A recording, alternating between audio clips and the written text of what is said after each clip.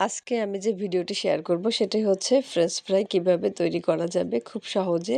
প্রথমে আলুগুলো খোসা ছাড়িয়ে কেটে ভালোভাবে ধুয়ে নিতে হবে। এরপর পানি ঝরিয়ে নিতে হবে। তো আমার হাতে সময় ছিল না, তাই পানি ঝরিয়ে নিতে পারিনি। এরপরে সামান্য হলুদ গুঁড়া আর লবণ মিশিয়ে এভাবে নেড়েচেড়ে দিতে হবে, খুব ভালোভাবে যাতে মিশে যায়। এরপর চুলায় একটি প্যান বসিয়ে আমি তাতে পরিমাণ মতো সয়াবিন তেল দিয়ে দিচ্ছি। আর তেলটা গরম হয়ে গেলে এর মধ্যে কেটে রাখা আলুগুলো দিয়ে দিব। আর দেওয়ার পরে হচ্ছে খুব হালকাভাবে নেড়ে দিতে হবে। প্রথম দিকে চুলার আঁচ খুব বেশি একটা রাখা যাবে না, তাহলে আলুগুলো ভালো সিদ্ধ হবে না আর পুড়ে যাবে।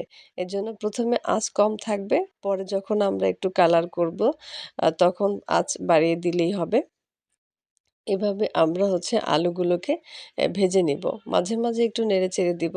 খুব সাবধানে নাড়তে হবে। আলুগুলো নরম হয়ে গেলে কিন্তু ভেঙে যাওয়ার একটা সম্ভাবনা থাকবে। আর এই যে হচ্ছে দেখেন আমি আলুগুলো ভেজে নিচ্ছি। আজকে ফ্রেঞ্চ ফ্রাইটা একটু আমি মোটা করে কেটেছি।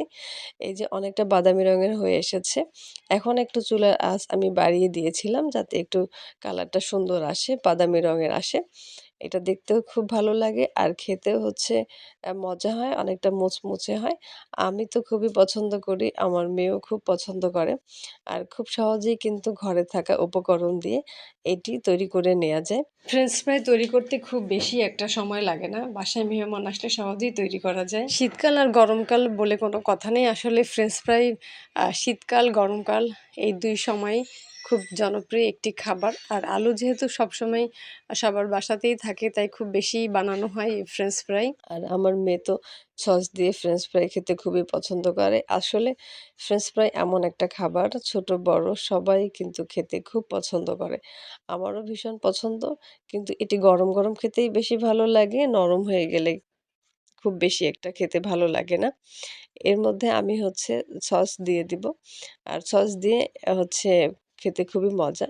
আর এছাড়া একটু বিট লবণ দিয়েও হচ্ছে খাওয়া যায়। বিট লবণ দিয়ে খেলে অন্যরকম একটা টেস্ট আসে। আর ফ্রেঞ্চ ফ্রাই আরও অনেকভাবেই করা যায়। তবে এটা হচ্ছে একদমই সহজ একটা উপায়। হলুদ গুঁড়া আর সামান্য লবণ দিয়ে তৈরি করা। আর এছাড়া অনেক কিছু এড করেও করা যায়। তো অন্য কোনো ভিডিওতে আমি সেরকম করেও হচ্ছে করে দেখাবো। ফ্রেঞ্চ ফ্রাই কিন্তু ডুবো তেলেও ভেজে নেওয়া যায়।